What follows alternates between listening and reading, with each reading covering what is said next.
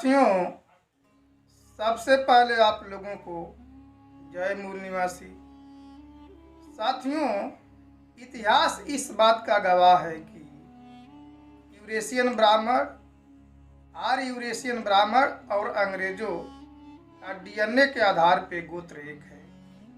इसके एक नहीं बल्कि हजारों सबूत हैं। ईसा पूर्व 1500 ईस्वी पूर्व ईरान से यूनान होते हुए आए और पूरे यूरोप में बस गए। तो जो लोग यूरोप में बसे वो ईसा मसीह के प्रभाव में आकर के ईसाई बन गए। जो भारत में आए वे अपने आप को ब्राह्मण घोषित कर लिया और अपना संबंध वो ब्रह्मा से जोड़ते हैं। उसके बाद जो यहूदियों का अब्राहम है वही ब्राह्मण धर्म शास्त्र के अनुसार वो ब्राह्मण है, ब्रह्मा है। तो दोस्तों, इसका बहुत लंबा इतिहास है। और जो लोग ईरान में रह गए तो मुहम्मद साहब के प्रभाव में आकर के इस्लाम को स्वीकार कर लिया। एक गोरी प्रजाति के लोग 1700 ईस्वी तक ये लोग गोरी प्रजाति के लोग पूरे यूरोप में छा गए और पूरे विश्व में इनका शासन हो गया। तो दोस्तों, अंग्रेज मूलतः आर्य थे जो मुस्लिम नवाबों और आर्य क्षत्रियों से सत्ता को छीन करके उनको एक निश्चित धनराशि दे दिया। उस समय भारतीय समाज की हालत को देख करके अंग्रेज बहुत ही आश्चर्यचकित रह गए। भारतीय समाज में पहले से ही अंधविश्वास, पाखंड, यज्ञ, बलि प्रथा, सती प्रथा, महिलाओं का उत्पीड़न, विधवाओं का उत्पीड़न आदि कुरीतियों को दूर करने का उन्होंने बीड़ा उठाया। तो दोस्तों, आप लोगों को इतिहास की जानकारी होगी कि 700 वर्ष मुगलों ने राज किया। तो ब्राह्मणों ने कभी नहीं कहा कि मुगल भारत छोड़ो। मुगल भारत छोड़ो का आंदोलन ब्राह्मण कभी नहीं चलाया। लेकिन 150 वर्ष के शासनकाल में, अंग्रेजों के शासनकाल में, अंग्रेज भारत छोड़ो का ब्राह्मणों ने आंदोलन चलाया। ऐसा क्यों किया? तो दोस्तों, इसके पीछे का इतिहास ये है कि मुगल ब्राह्मणों को अपने शासन प्रशासन में 40% भागीदारी देती थी। आप लोग अकबर बीरबल का नाम सुने होंगे। उन लोगों ने, आर्यों ने, अपने बेटी रोटी का रिश्ता करके मुगलों से संबंध बनाया और ऊंचे पदों को प्राप्त किया। जोधा अकबर का नाम भी आप लोग सुने होंगे। तो उन लोगों ने मुगलों के साथ बेटी रोटी का रिश्ता बनाया था और शासन प्रशासन में उनको 40% भागीदारी थी। इसलिए उन्होंने कभी मुगलों के खिलाफ कि मुगल भारत छोड़ो आंदोलन नहीं चलाया। अकबर अपने अकबरनामा में यानी वसीयत में अपने आने वाली पीढ़ी के लिए नसीहत लिखा, यदि भारत में लंबे समय तक राज करना है तो ब्राह्मणों को साथ लेकर के करना होगा। यानी बात स्पष्ट हो गई कि मुगल भी ये जानते थे, ये समझते थे और कहते भी थे कि यदि भारत में राज करना है तो इन ब्राह्मणों को साथ लेकर के ही चलना होगा, करना होगा।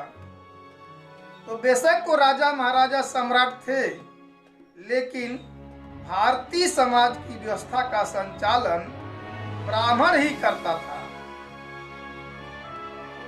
बात स्पष्ट हो गई कि मुगल के खिलाफ इन लोगों ने आंदोलन क्यों नहीं चलाया, क्योंकि उनको हिस्सेदारी मिलती थी, भागीदारी मिलती थी। लेकिन अब 150 वर्ष अंग्रेजों ने शासन किया, तो इन लोगों ने आंदोलन चलाया कि अंग्रेज भारत छोड़ो। बाल गंगाधर तिलक स्वराज की मांग किया था कि स्वराज हमारा जन्म सिद्ध अधिकार है, इसे हम लेकर के ही रहेंगे।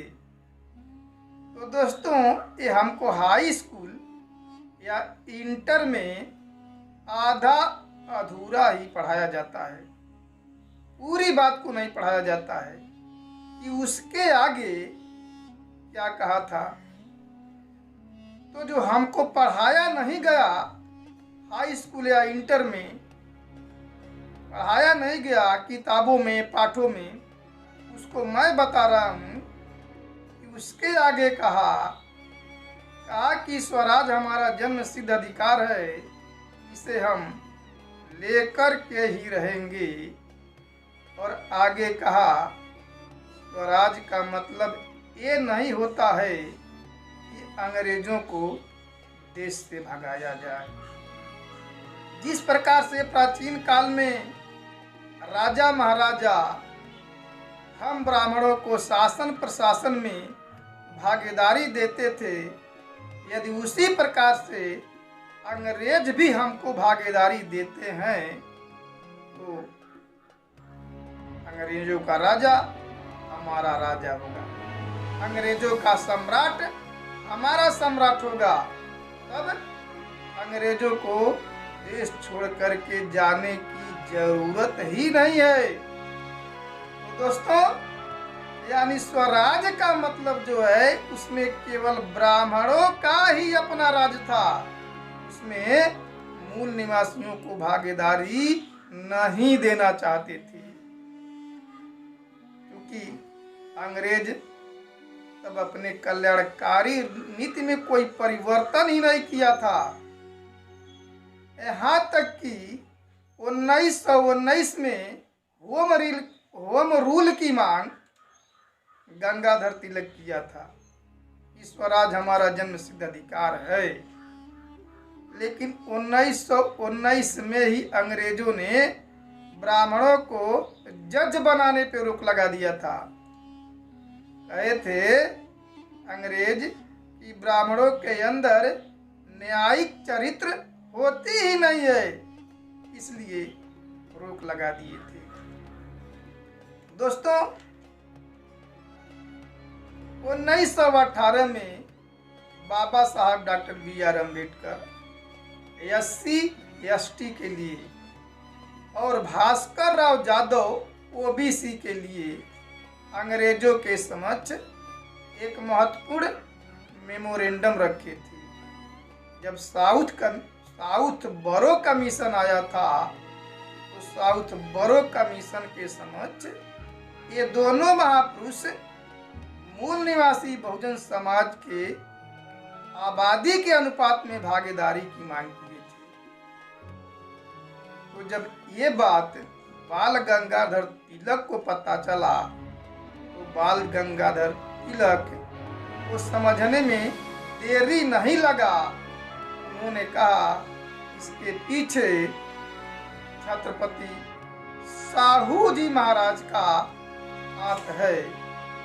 तब उन्होंने कोल्हापुर जो स्टेट था, जहाँ के राजा छत्रपति साहू जी महाराज थे, उस कोल्हापुर स्टेट के सीमा से सटे अथनी नामक गांव है। उस अथनी नामक गांव पे जा करके खुले मीटिंग में पब्लिक मीटिंग में बाल गंगाधर तिलक कहता है कि तेली तमोली उन भट्टों को क्या संसद में जा कर के हल चलाना है? क्या तेली को संसद में जा कर के तेल निकालना है? क्या तमोली को संसद में जा कर के पान लगाना है? क्या दर्जी को संसद में जा कर के कपड़ा सीना है? क्या कुर्मी को संसद में जा कर के हल चलाना है? स्वराज हमारा जन्म सिद्ध अधिकार है, इसे हम लेकर के ही रहेंगे। यानी वो अपने स्वराज में ब्राह्मण, तेली तमोली कुन भट्टों या कुर्मियों को, मूल निवासियों को ये भागीदारी देना नहीं चाहता था, क्योंकि अंग्रेज लोग मानवतावादी थे, कल्याणकारी थे। उन्होंने अपने नीति में कोई परिवर्तन किया ही नहीं।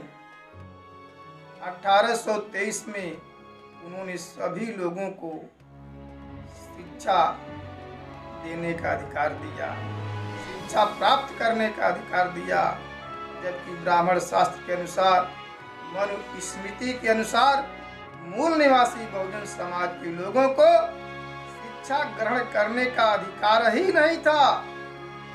शिक्षा ग्रहण करने पे उनके कान में पिघला हुआ शीशा डाल दिया जाता था, जबान काट दी जाती थी।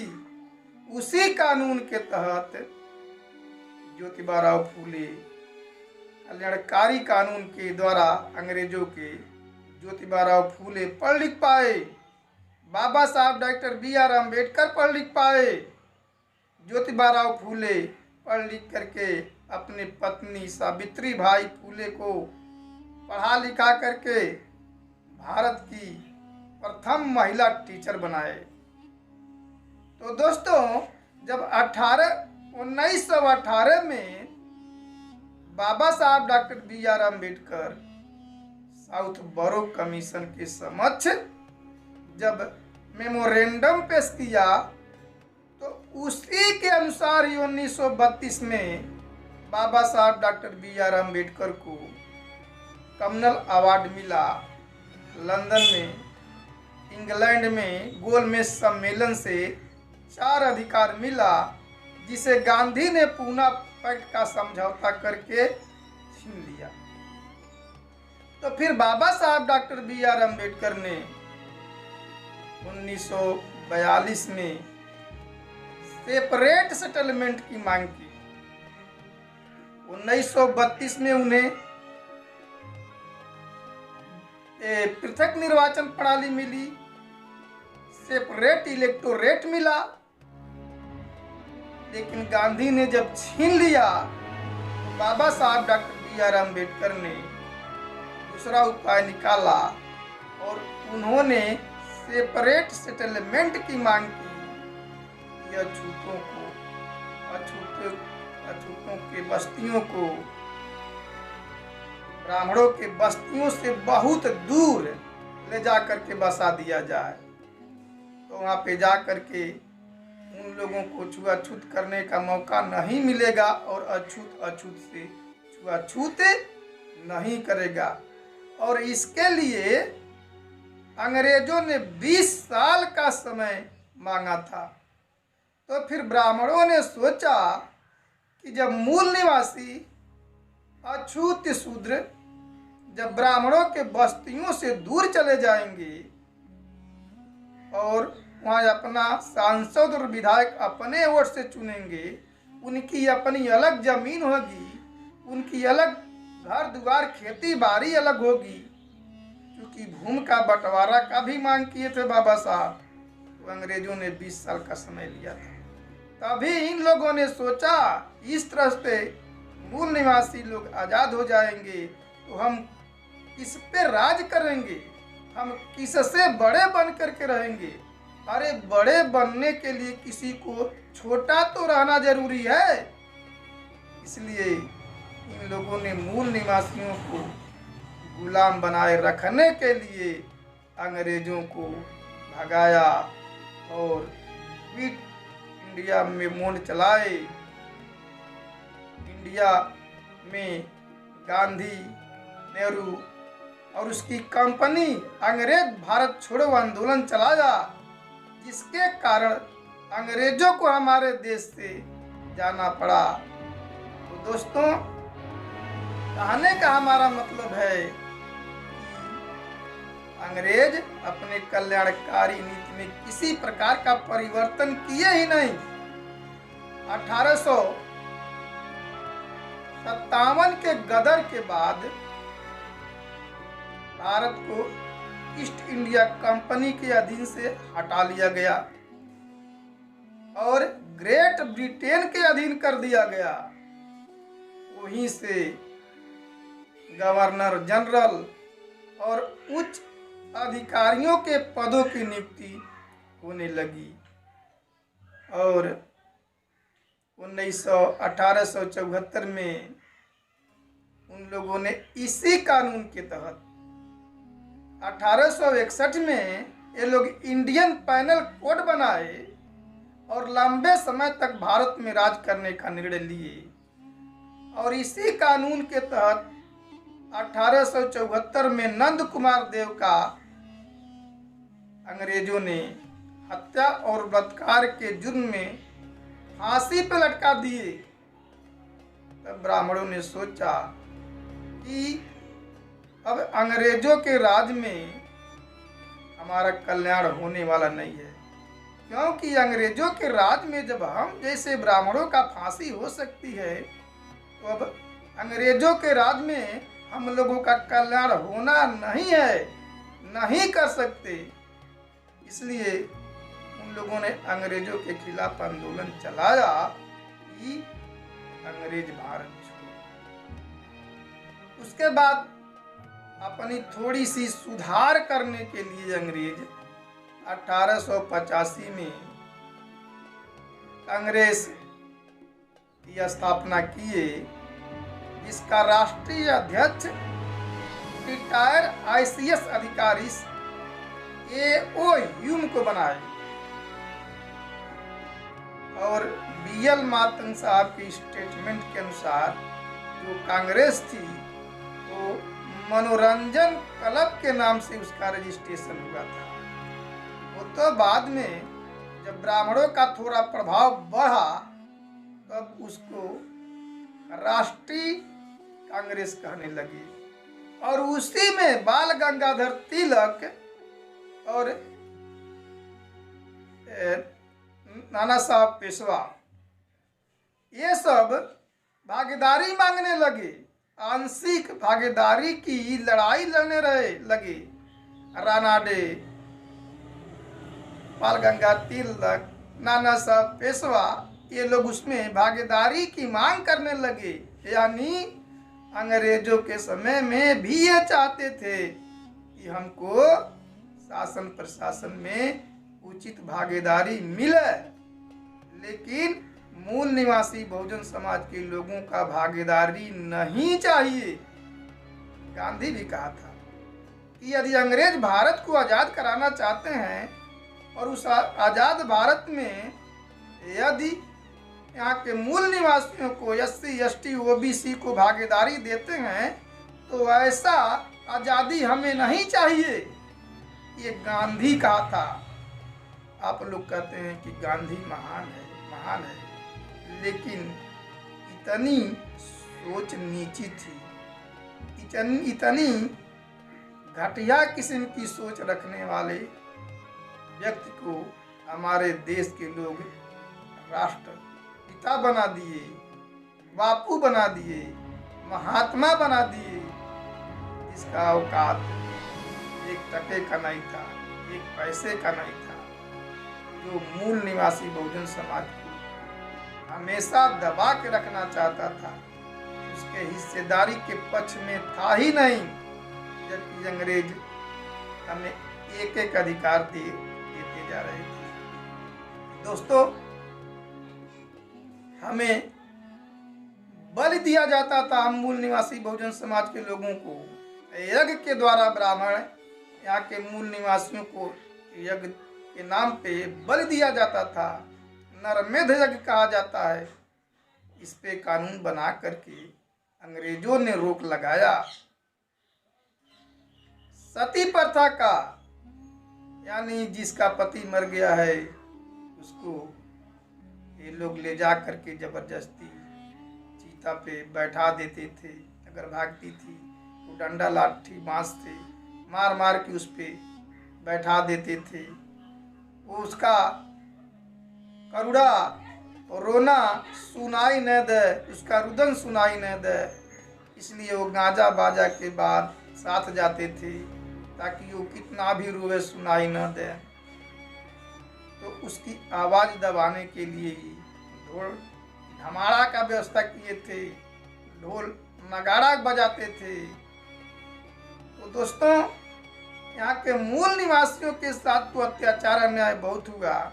बच्ची पैदा होने पे माँ के स्तन पे धतूरा का लेप लगा देते थे, या तो उसको गड्ढा खन करके दूध डाल करके उसमें बच्ची को डुबा करके मार देते थे। प्रथम बच्चा जब मूल निवासियों में पैदा होता था तो उसको गंगा में फेंक देते थे, गंगा में दान करवा देते थे।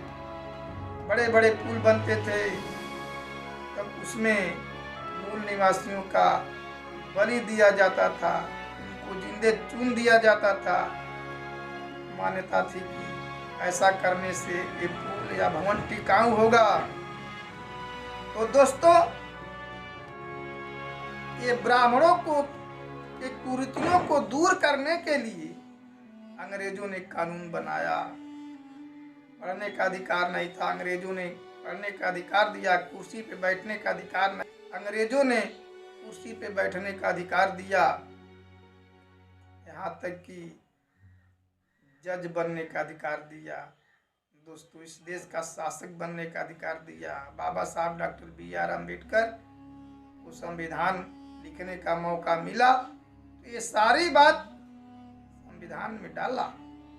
आज हमारे लिए अंग्रेज एक एक अधिकार दे रहे थे, एक एक अधिकार बहाल करते जा रहे थे, जो मनुस्मृति के अनुसार रोक लगाया गया था।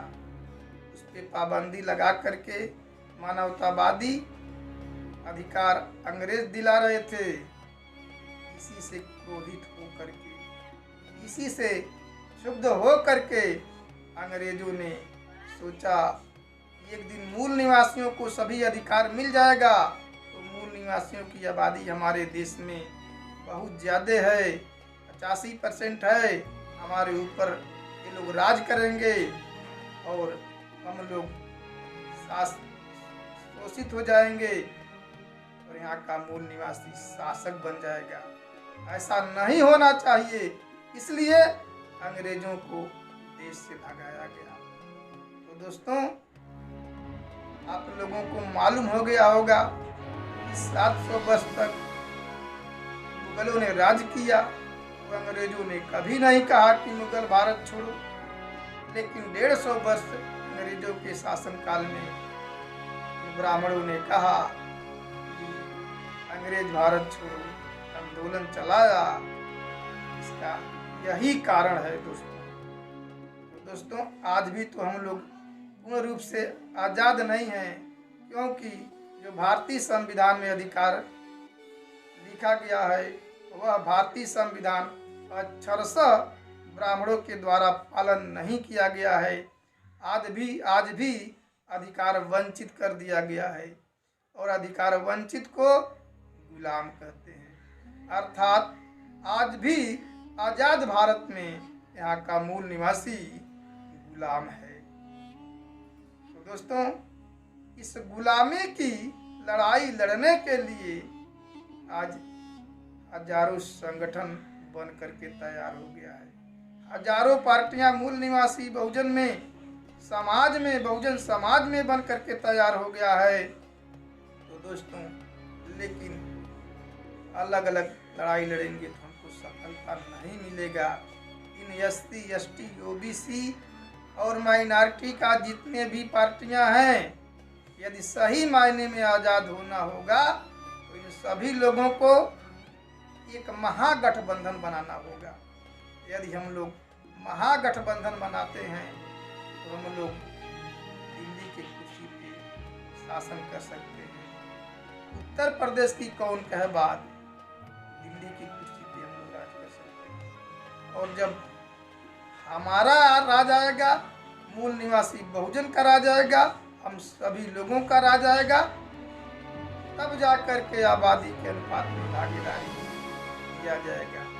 और इसके लिए एक बहुजन मुक्ति पार्टी है, वो अपना मैनिफेस्टो बहुजन मुक्ति पार्टी स्टैम्प पेपर पे कि यदि वो काम नहीं करेगी, आबादी के अनुपात में भागीदारी नहीं देगी, वो जाति आधारित जनगणना नहीं कराएगी, वो कृषि के लिए केंद्र नहीं बनाएगी, तो उसके खिलाफ केस हो सकती है। कई मैनिफेस्टो में कई बिंदु है और वो बिंदु इतना महत्वपूर्ण है कि यदि वो नहीं करती है तो उसके ऊपर केस हो सकती है। केस होने का मतलब जेल हो सकती है। तो इस प्रकार से ये शुरुआत बहुजन मुक्ति पार्टी की है और लास्ट में आने वाले समय में यदि किसी पार्टी को उसके आगे टिकना होगा तो उसको भी अपना मैनिफेस्टो स्टैम्प पेपर पे लिख करके देना होगा। अब सोचिए दोस्तों, ये लड़ाई आने वाले समय में 10 साल 20 साल में बहुत तेज होने वाली है। मूल निवासी बनाम विदेशी की लड़ाई होने वाली है। आरएसएस बनाम वामस्टेप की लड़ाई होने वाली है। तो दोस्तों, आप लोग ज़्यादा से ज़्यादा जो आज़ादी की लड़ाई वामस्टेप और भारत मुक्ति मोर्चा के द्वारा चलाया जा रहा है, इसमें आप लोग साथ सहयोग दें। आप लोगों ने हमारी बात को सुना, उसके लिए धन्यवाद।